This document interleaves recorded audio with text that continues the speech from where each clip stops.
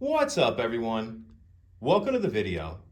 Today we're going to take a look at how to replace the cabin air filter in a 2022 Hyundai Ioniq 5. So the cabin air filter is located in the front of the vehicle. We're under the hood looking at the front trunk, sometimes called the frunk. And the first thing we need to do is pick this panel up right here, flip that open, and then we see this compartment here.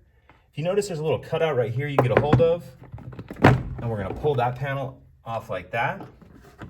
Now, if we look in here, we see this item right here. This is the access door to the cabin filter.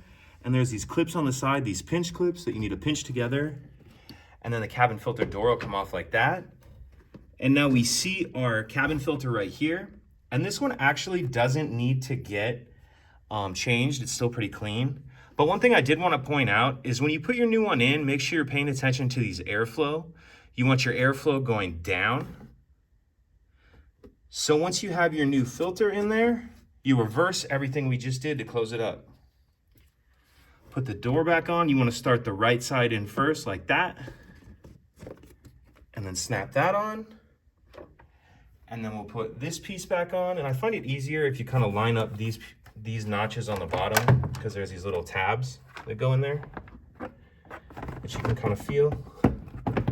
And then make sure you snap it in all the way up there. Close that, and that's it.